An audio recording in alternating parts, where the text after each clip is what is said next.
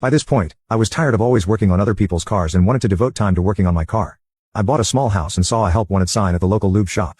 Figured it would be simple work for me and be something to cover my few expenses.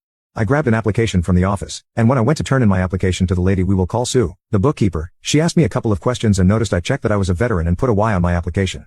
Later that day, Sue calls me and asks if I would come back in to meet the owner. Let's call him Peter. I agree, and Sue says Peter will be there in an hour, so if I come in then we can talk about the position. I show up, and Peter's eyes bulge at first sight, but we get to chatting and my southern charm wins him over. He tosses me a calendar that he had made from his car collection and asks me to name the ones I recognize. There were a couple of Mustangs, a Ford GT, a Bricklin SV1, a Judge, a Demon, a Pantera, and an MXD. He was impressed that I knew what the SV1 was, and we chatted about cars for a bit. He offered me the position and explained that I would be paid $100 a day. I would work Monday through Saturday from 8 p.m. to 6 a.m. with no overtime, but I would get a full day's pay even if we closed shop early for some reason, and eat when I could. I would be off every Sunday and one extra day during the week. Everything started out great, and for a full year, there were no issues at work. Peter asks if I could help him out by being a relief worker for his other lube shops in neighboring towns. He says he will give me $20 every day for travel, and basically, I would be covering so guys could take days off at the other stores. I agreed and did this for about a year, but then disaster struck.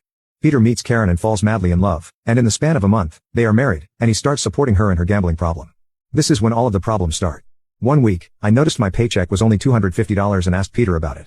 When I asked why my pay was short, he told me it was because of the bad weather and us closing early affected the business. I would have let it go at that because Peter was a nice guy, but Karen decided to speak. It isn't very fair to us to have to pay you for a full day if you don't work the full 10 hours. I said that would be true if I wasn't on a negotiated day rate and if I get paid for each day I work, not hourly. That's why I don't get paid 19 hours overtime each week. She claims that's not how it works anymore, that from now on, I would be paid for the hours I worked and nothing else. Okay, whatever you say, Karen. Fast forward to the next week. We had a week's worth of very busy days where we were open a couple of hours later than normal to finish up with waiting customers. And I gave up one of my days off to cover for a sick coworker. So, when what should have easily been over an $800 paycheck was only $600, I had some questions. I called Peter and asked him what was going on, why I only got paid $600, and he says, well, that's what we agreed on, a $100 a day. I look at him blankly and ask if he forgot about last week, and he asked what about it. I reminded him, and he just says it is what it is. Okay, so at this point, I am aggravated, and that is when Karen walks in and asks, so what is he bitching about now? I look at her coldly and say, well, I worked 80 hours last week, and y'all only paid me $600. She looks at me and says, you're contracted labor, and you agreed to $100 per day, so why would we pay you more than that? I look at Peter and ask, is that how it is? He just says, you heard the lady. I went home and convinced myself that I was only working to cover my few living expenses anyway. The job isn't that hard. The only other things in this small town would have been assembling sheds or slinging chickens at a chicken plant. The next week, one of the guys I work with is getting yelled at in front of customers by Karen about what she claims is an OSHA violation. She claims that as part owner of the company, it is her responsibility to ensure that all OSHA regulations are met. His apparent violation was wearing tinted safety glasses. Now, this is BS because the bays faced east-west, and with how the cars pulled in, top workers got the sun during the day, and the pit worker got it in the evening. I shake my head as I am walking in, and like a T-Rex in a dinosaur movie, it attracted Karen's attention. She decides to shout at me, you got something to say, you big bish, and I just keep walking. I told Sue she needed to have a long talk with Peter before Karen's mouth wrote checks he would have to cash, and she says, I just keep the books, don't involve me. This behavior goes on for another year, and finally, I am at my limit. On the day I started my malicious compliance, I was in a very bad mood. I had woken up to news that a good friend of mine, responsible for me surviving being blown up in Iraq, was taken out by a drunk driver. Not wanting to deal with anyone, I tell the shop I will be working the pit all day and to just let me be. These guys have been working with me for a few years now and know something is up. I never once thought that this would be a day that I would need to deal with Karen, since I was working at the furthest shop from the main shop, and it was in the opposite direction of the casinos. But I wasn't so lucky, or maybe I was.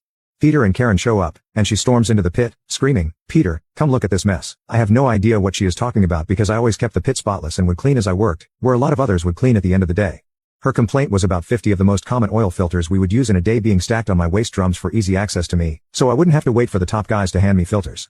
I did this all the time, and Peter knew about it and never cared before. He comes down, looks around, and tells me, like he is talking to a teenager, clean up this pigsty. I shake my head and say, today's not the day, Peter, move on and take her with you. This apparently infuriated Karen, who, of course, thought it was the utmost disrespect to her and Peter. He tells me if I don't like it, I am free to leave. So I left. Now, don't freak out, this story isn't over yet, that is just the first flap of the butterfly's wings that started a massive shitstorm. The next day, Peter calls me and asks me to swing by the main store on my way home. I think he is going to apologize about the day before, figuring one of the other guys might have told him why I was so on edge. No, that was not what this was about. Peter was calling me in to inform me that for the next 6 months, I would be on probation for my actions. During these 6 months, I would only be paid $50 a day, and I wouldn't receive the normal $20 a day I received for driving to the other shops. I ask if he is serious about this and if he has seriously considered what he was doing. This is when Peter lets his true colors shine. He tells me I am lucky I wasn't fired for my constant disrespect towards him and the co-owner Karen. If he didn't pity me for being a struggling disabled veteran, he would have fired me long ago. Which is funny, because I never once discussed my money with anyone I worked with. Why Peter thought I was broke and desperate was solely based on my appearance from what I could tell.